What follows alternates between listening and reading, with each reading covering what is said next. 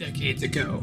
I don't remember exactly when I was launched into space. I don't remember exactly why, but what I do remember is that I bought a box full of the best pop culture films and shows. The first week in space was great, but it all went downhill when I went to dump my waste into space. I made a mistake and pressed the wrong button and opened the door to storage room A. My VHS box was launched into space. I went insane due to lack of entertainment and became the Contrarian. Decades later, my ship crashed onto Earth, and I finally got a chance to watch my favorite VHS tapes. When I was done, I was excited to learn that all of my favorite films have had sequels and spin-offs. Little did I know, I was about to go insane again. I'm feeling a little less insane after watching this show. Alright, Contrarian Log number 8. Alright, we are almost to the double digits, y'all. This is going to be a really short podcast because I gotta be out of here by 10. But respect my authority. Yeah, South Park, let's talk about it. And I did not see this coming. I was so excited when I saw the ad for it, and all of the South Park characters were, oh right, I should say what we're talking about. We're talking about Into the Panda Verse, or the Panda Verse, the most recent South Park episode. Yeah, so I think our entire culture has been losing their mind and held hostage when it comes to, like, if you attempt to criticize any projects that are made, they always throw you into the like ist and phobe categories. Sorry, it looks like I have some streaming issues.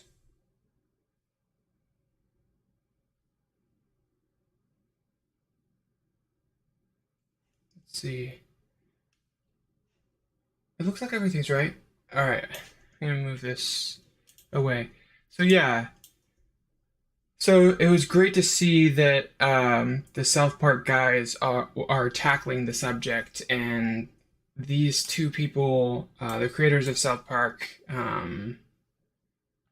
they are kind of untouchable, and they have earned that status from consistently mocking every single person, every single group, every single category. Every person gets criticism and gets mockery, which, when doing that, you know, make your, they just make, yeah, they just come across as not biased, which I'm sure they are biased. I'm sure they have their own beliefs, but they aren't afraid of mocking their own side as well, if they do have a side. And so when South Park criticizes something, then it's like, it's the beginning of the end of that thing. And in this case, the obsession of using entertainment to push social change, which, and overtly, not like, that's okay to do that. That's totally fine to do that. But it should be like not overt and not all up in your face about it. So anyway, and then also the pandering.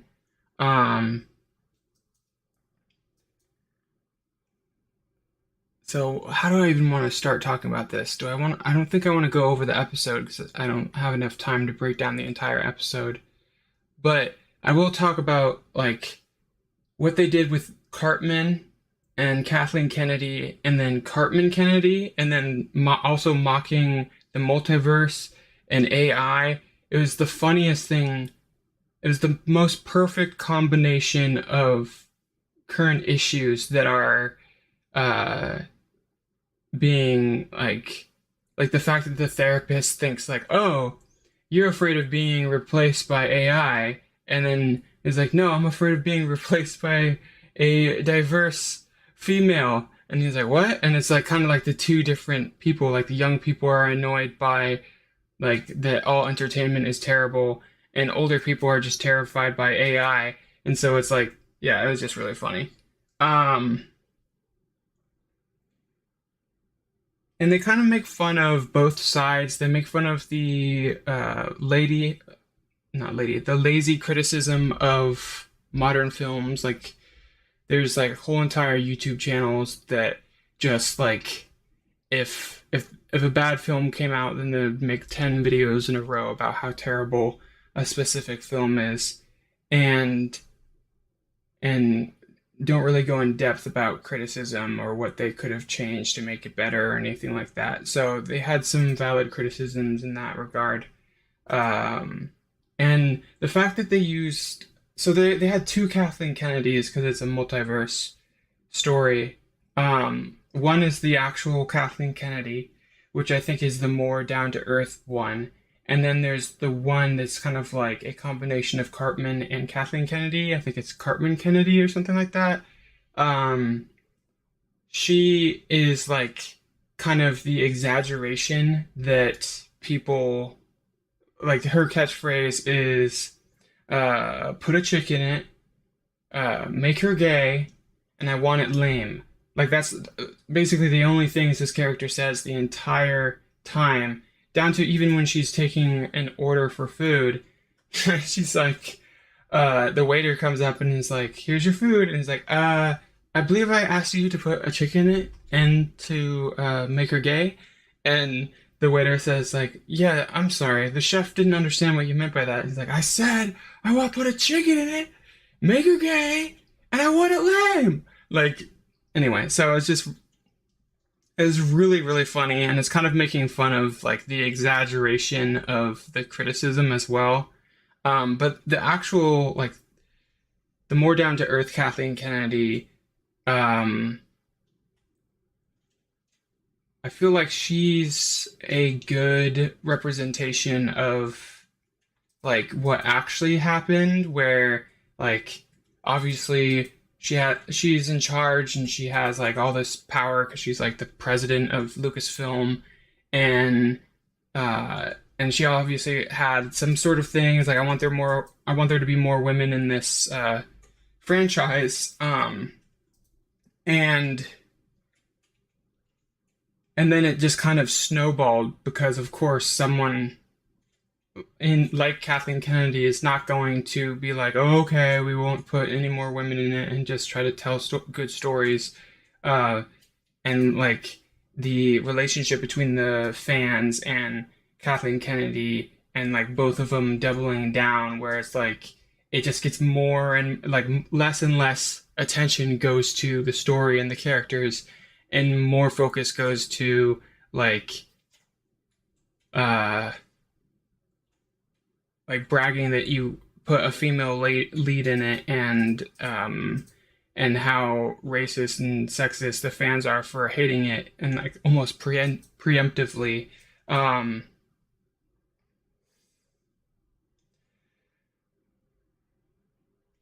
So yeah, and then I think the line that illustrates the issue the best was when Kathleen Kennedy was like, I would get like 10,000 letters a day calling me the C word, and I wanted to fight that like sexism and put with in using films, and Cartman says like, oh, sorry, I shouldn't have wrote so many letters. He's like, oh, no, it can't be you. It's 10,000. He's like, I was actually hitting like 15,000 letters a day. And he's like, it was all your fault. And he's like, if you didn't write me letters calling me the C word, I wouldn't have tried to use like social change, use the Pander Stone to cause social change. And then Cartman's like, well, if you didn't use the Pander Stone to cause promote social change, then I wouldn't have wrote those letters. So it was like this back and forth relationship. It was kind of annoying that the episode didn't point out that Lucasfilm kind of started it. Like, they're the ones that decided to kind of diminish all the male characters and all of the original characters, and make all the female characters like perfect, flawless, perfection. They're the ones that decided to do that. So it was they made the first move, and so since then it was a back and forth, I feel like. But uh, let's see here. Oh, and I did really appreciate the scene with PC Principal where uh, there's the diverse version of Cartman, which, by the way, I just think it's amazing that like they had a different voice actress and they had like a different character design, like same like color scheme when it comes to the outfit. But besides that, the writing was exactly the same. And it was so weird that like the character of Cartman was still like totally coming through this character, even though she was totally different. It was just really funny. Anyway, so PC Principal, like all the kids, the main cast are complaining to PC Principal, being like, "This lady says that she's Cartman," and then the PC Principal is just gaslighting them and being like, "Wait, why can't she be Cartman?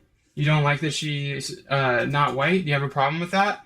And it's like, no, I don't have a problem with that. It's like, well, you probably have a problem that Indiana Jones was replaced, don't you? And you probably don't like the fact that there's a black Spider-Man. And uh, and then they're like, what? What are you talking about? No, we love Miles Morales. He has his own unique story and his own like, yeah, world, and that's a completely different thing. So I was like, oh, I feel so good that like, yeah, it's just being validated that like, anyway. So I guess I don't know really what I want to say about that. Um, let's see what else. What else about this episode?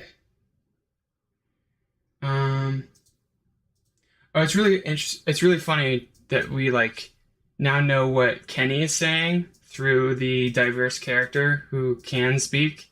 And so you see Kenny and it's like the same exact story, but like just with diverse characters in the other universe.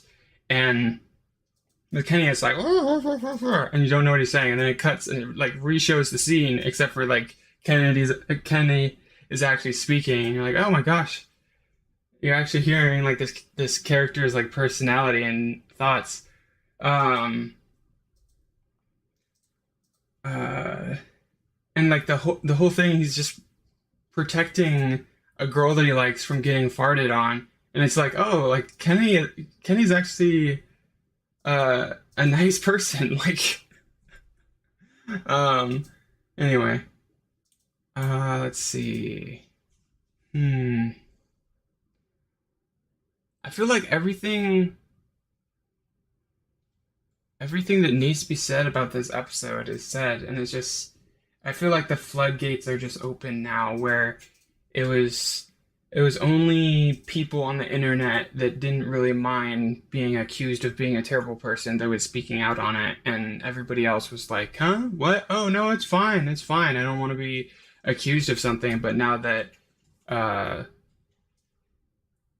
South Park has mocked it, I think it's going to open the floodgates, and I'm hoping that this means that the jig is up and that the whole accusing the fans of being terrible people, and promoting and continuing to make terrible films that just pander to everybody and push social change will stop happening, and they'll actually start like making films, like even like films with diversity but with characters, like the Spider-Verse film, at least the first one, not the second one. But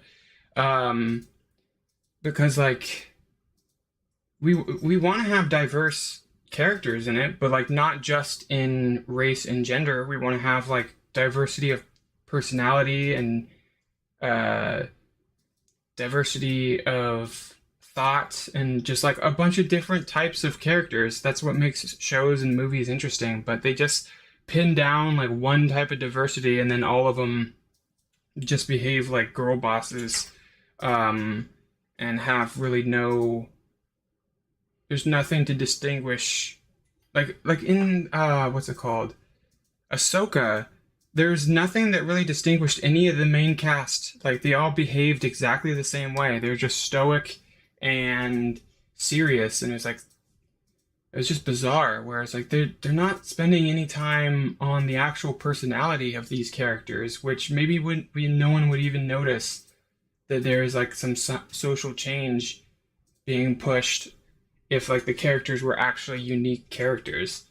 Um, let's see what else.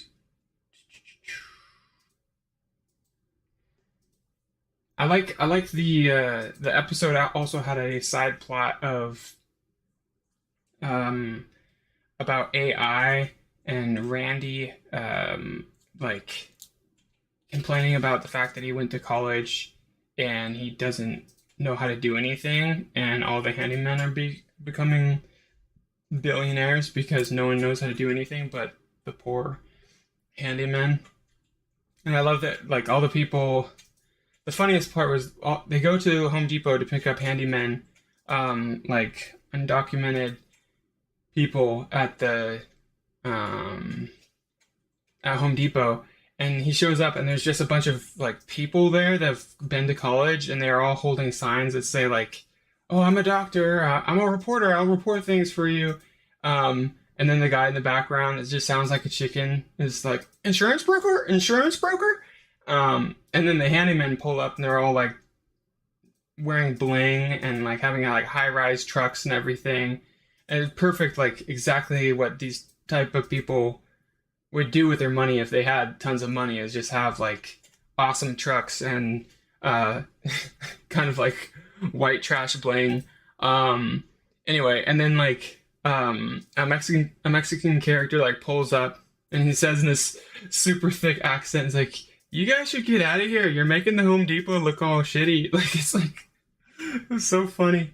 Um but yeah, and then when they're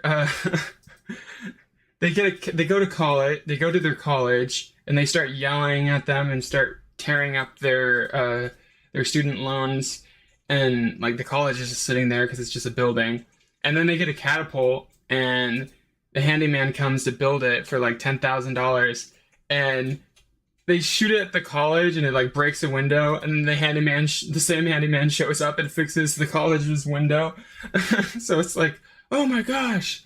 um it's just,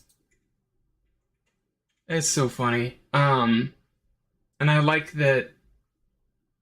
It's such an interesting world that we live in, because everybody was thinking like, oh, AI or robots are gonna eventually take people's jobs. That means truck drivers and like, people like handymen, like people that like build things. Like obviously we're gonna have robots build things, right? But like no one expected that obviously the mind of the robot's gonna be built first, because it's just a computer and we have computers. And so the first thing that's being replaced is are like writers and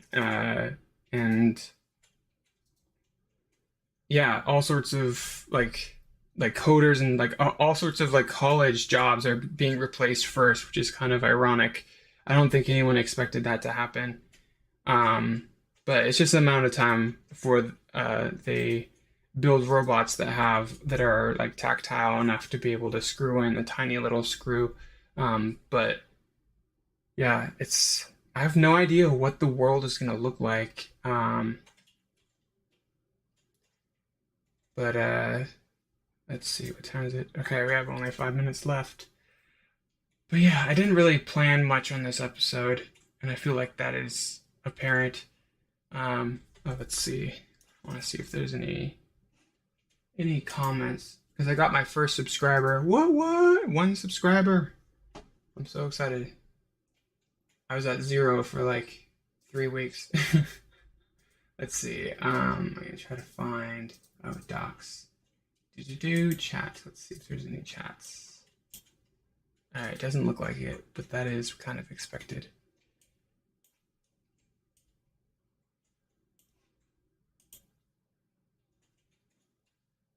Okay. Alright, let me just get rid of that. Huh? Okay. But yeah, so I'd like to know what you guys thought of the episode, and what do you think that this means for the future? Do you think that the gig is up and that they'll realize, like, oh, we can't just keep race swapping, and then when our film starts getting criticism, then we can, you know, it's almost like they're using accusations of isms, like whatever ism is, as their marketing. So they put out the picture and they race swap some redheaded character, and it's not, and now it's like no longer what people remember from their childhood. And then they say like, "Hey, wait, why'd you do that?" And then they start being like, "Oh my gosh, let's fight this evil racism. Everybody support this film." And by like everybody watch this film and show these racists a thing or two. Like that's not gonna work anymore. Like everybody, I feel like the gig is up. I feel like that I saw this video of this like TikTok of this little girl, this little black girl, watching TV, and then the trailer for Little Mermaid came up, and she was like, oh, "Little Mermaid? Oh, they're making a new Little Mermaid?"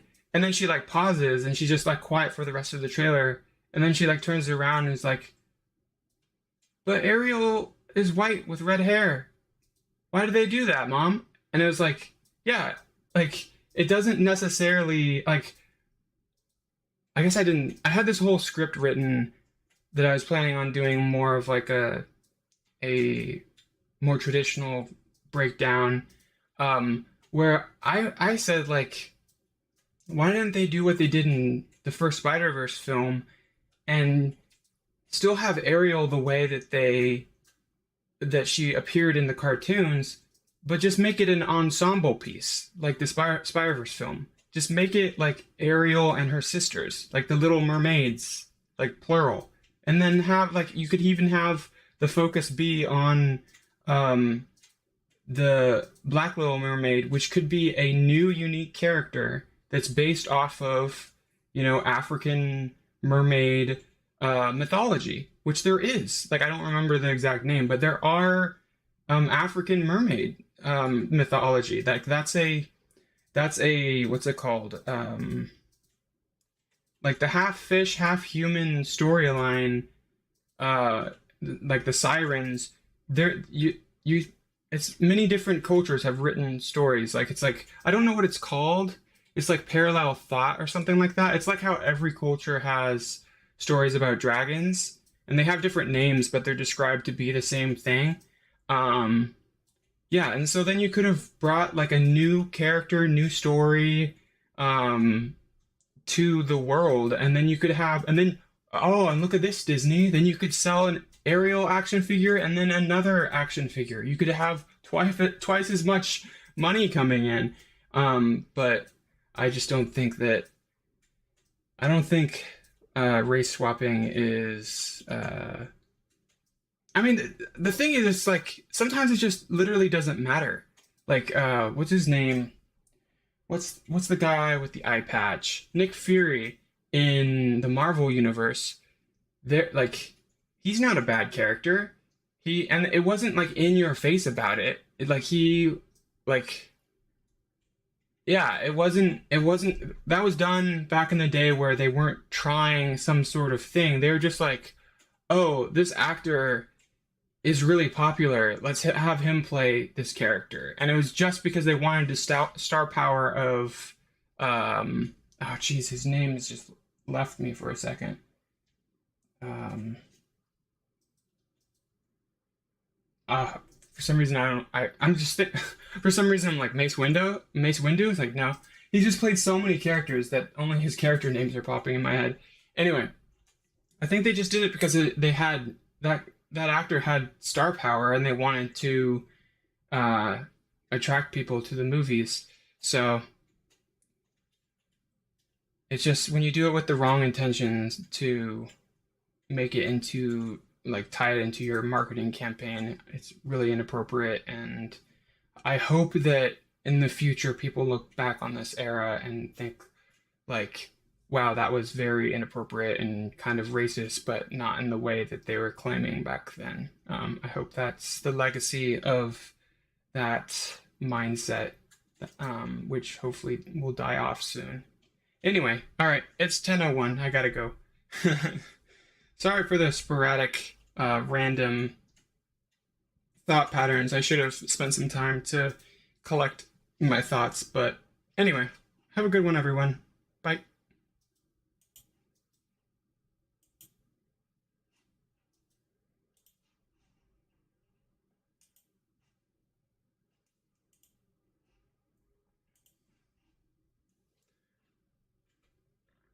$25